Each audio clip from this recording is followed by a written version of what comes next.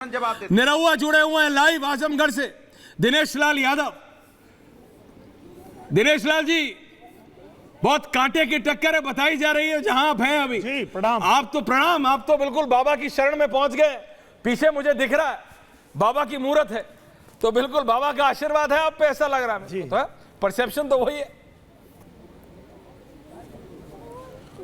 बिल्कुल आशीर्वाद है। और सबसे बड़ी बात यह है कि आजमगढ़ में जो लोग ये दावा कर रहे हैं कि बहुत टक्कर दे रहे हैं, उनसे एक बार जरूर पूछिएगा कि आजमगढ़ की जनता ने जब जिताया था तो अपना प्रमाण पत्र लेने नहीं आया आजमगढ़, कभी झांकने नहीं आए। जीते तो भी भाग गए, हारे तो भी भाग गए जी।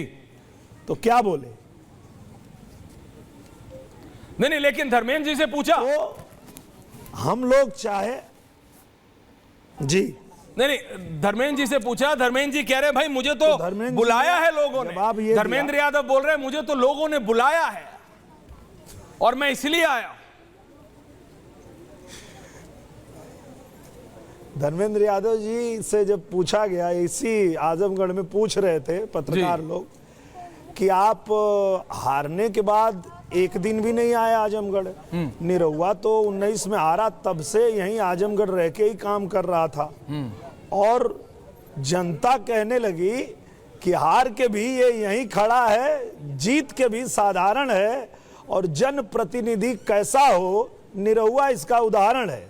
अच्छा, तो वो बोले कि हाँ मैं तो नहीं आया, मैं चाहता हूं कि अखिलेश यादव जी लड़े। वो खुद ही कह रहे थे कि हम लड़ना नहीं चाहते हैं, हम चाहते हैं अखिलेश यादव जी लड़े। जी क्योंकि बात राष्ट्रीय स्तर पे हो रही है। तो उत्तर प्रदेश में सपा के नेता बैठे हैं, वो सपा के नेता कहते हैं भाई हम 40 सीटें ला रहे हैं, और उस 40 सीटों में वो आजमगढ़ भी गिनते हैं, कह रहे भाई आजमगढ़ भी हमारी है। और वो दावे से कहते हैं, मैं बोला मैं एक एक को रिकॉर्ड कर रहा हूं, 4 तारीख को जब रिजल्ट आएगा दिनेश लाल जी, तो मैंने कहा सबका चलाऊंगा, एक एक बाइट चलाऊंगा जो कह रहे हो 40 सीट और कौन कौन सी सीट। तो आजमगढ़ नहीं, मैं पूरे उत्तर प्रदेश की बात अगर करूं तो आपको क्या लगा? ये लोग मुझे लगता है 4 जून के बाद ये लोग बात करने के लिए आपको मिलेंगे ही नहीं। क्या बात? उसका कारण ये है कि ये लोग झूठ पे झूठ बोलना शुरू किए जब इन्होंने देखा कि देश की जनता ने कांग्रेस को और समाजवादी पार्टी को नकार दिया।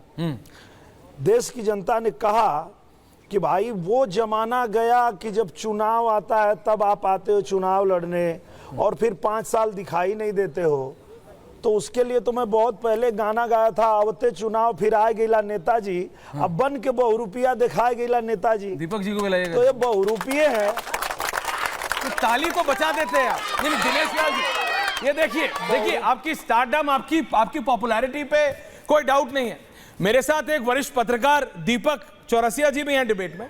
दीपक जी, मैं सिर्फ ये कह रहा हूं दिनेश जी, स्टारडम है आपका, पॉपुलैरिटी है, लेकिन इलेक्शन सिर्फ इसलिए नहीं ना जनता आपको वोट देती कि आप पॉपुलर हैं। आप हुए, रवि किशन जी हुए, मनोज तिवारी जी हुए। दीपक जी, अभी लोगों को डिमांड करने लगे कि ठीक है आप पॉपुलर हैं, लेकिन आप काम क्या कर रहे हैं हमारे? निसंदेह आजकल और दिनेश जी के ऊपर बहुत प्रेशर होगा इसमें। बस यही बात। जी मैं यहाँ पे ये कहना चाहता हूँ। नहीं, यही मैं कहना चाहता हूँ, अगर आप सुने तो मैं बता। बोलिए, आ रहा हूं दादा आपके पास। बोलिए दिनेश जी। हाँ, तो यहाँ पे ऐसे विधायक हैं जो कोई 45 साल से विधायक हैं, मंत्री रहे हैं, और ये लोग आजमगढ़ को गढ़ बोल के पूरा गढ़ा बना दिए थे। रोड पे लोग धान रोपने लगे थे। जब मैं आया तो 1.5 साल में आजमगढ़ की सारी सड़कें तो बना ही दिया, जो सपा के 10-10 विधायक हैं उनके गांव की भी सड़क 1.5 साल में बना दिया। काम इसको कहते हैं। आजमगढ़ सही बोल रहे हैं कि डायलॉग मार रहे हैं? क्या बेटा, इधर से पिक्चर वाला, इधर से मत जाओ। अरे कोई बात नहीं, जनता है दिनेश जी, चलने दीजिए। डायलॉग नहीं मार रहे, इलेक्शन चल रहा है, जो जहां जा रहा है जाने दीजिए। जमीन पे आइए। हाँ, कोई दिक्कत। तो जनता जो है वो हकीकत बताएगी, यहीं गिना दूंगा मैं काम क्या क्या हुआ। हमारी टीम आपके साथ लगातार घूम रही है के बाद रिपब्लिक भारत की। तो बात ये है, मैं आपसे आखिरी सवाल पूछ रहा हूं, फिर आपको जाना है। मैं सिर्फ इतना पूछ रहा हूं, और बनारस, हाँ, कि सिर्फ आपकी पॉपुलैरिटी की वजह से जनता आपको वोट करती है कि काम? क्योंकि जब ये सवाल मैं मनोज तिवारी और रवि किशन से पूछता हूं निरहुआ जी, दीपक दादा तो बोलते हैं भैया पॉपुलैरिटी अपनी जगह है, तालियां बजा देती है, जैसे आपने अभी डायलॉग मारा निरहुआ जी, पॉपुलैरिटी आपकी जबरदस्त है, कोई डाउट नहीं है इसमें। आप एक डायलॉग मारते हैं 1000 तालियां बजती हैं, लाखों।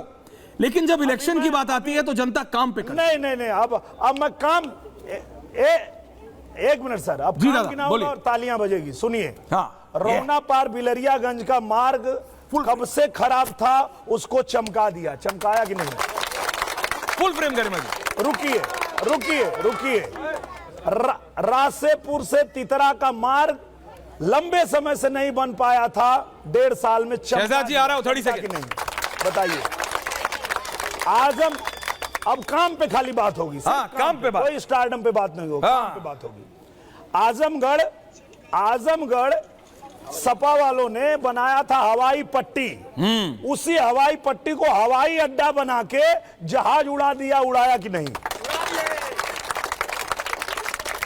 आजमगढ़ में लोग मांग रहे कि हमको विश्वविद्यालय चाहिए, लंबे समय से मांग थी। यहाँ के गरीब मेरे भाई बहन चाहते थे पढ़ाई करना और कहते थे हमको विश्वविद्यालय चाहिए। सपा वालों ने यहाँ जेल बनाया था, बोलते हैं हमने ईंट रखा है। पता किए तो ईंट कहाँ रखा है, जेल बनाया। हम बोले ये तो भैया तुम अपने लिए बनाए हो, गुंडई करते हो, फाइनली तुमको पता है बुलडोजर बाबा आएगा, उसी जेल में तुमको उल्टा लटकाएगा। तो जेल तो अपने लिए बनाए, जनता के लिए क्या बनाए?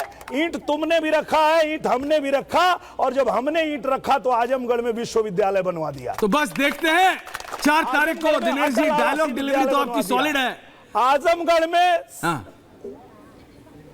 डायलॉग डिलीवरी तो आपकी सॉलिड है। आजमगढ़ में संगीत विद्यालय बनवा दिया। वोट किस तरफ पड़ता है निरहुआ जी? बात सुनिए, जी बोलिए। काम सुनिए। हाँ, काम ही सुन रहे हैं। वोट पड़ेगा सर, काम पे पड़ेगा, और काम सुनिए। आजमगढ़ में अब दुनिया से कोई बच्चा कट्टा खरीदने नहीं आता है, संगीत सीखने आता है। ये पहचान बना दी है आजमगढ़ की। जो इन लोगों ने आतंक का गढ़ बनाया था, इन लोगों ने आजमगढ़ को ऐसा बना दिया था कि भाई कहीं जाओ तो लोग नाम सुन के डरते थे। आज आजमगढ़ में संगीत की पढ़ाई हो रही है। ये साहित्यकारों की धरती है, कलाकारों की धरती है, और ये लोग इसको ऐसा बना दिए थे कि लोग डरने लगे थे। 1.5 साल में 22 फिल्मों की शूटिंग हुई है यहाँ आजमगढ़ में, किसी फिल्म सिटी में नहीं होती होगी। ये बना दिया है आजमगढ़ को 1.5 साल में। तो ठीक है, बहुत बहुत धन्यवाद दिनेश जी। 1 तारीख को जब एग्जिट पोल लेके आऊंगा शाम को 7 बजे तो आपसे बात करूंगा, और 4 तारीख को सुबह सुबह जब रिजल्ट आएगा। बहुत बहुत धन्यवाद आपका। तो ये थे दिनेश लाल यादव निरहुआ जी। शहजाद गिना रहे हैं भाई, एक सड़क एक बात बोल रहे भाई, डायलॉग डिलीवरी पे मत जाओ दीपक जी, काम पे जाओ। मैंने वो थोड़ा चिढ़ गए जब मैंने 4 बार पूछा, तो बोलता है ऐसी बात नहीं है, बात सिर्फ पॉपुलैरिटी की नहीं है, काम की बात करो, काम की।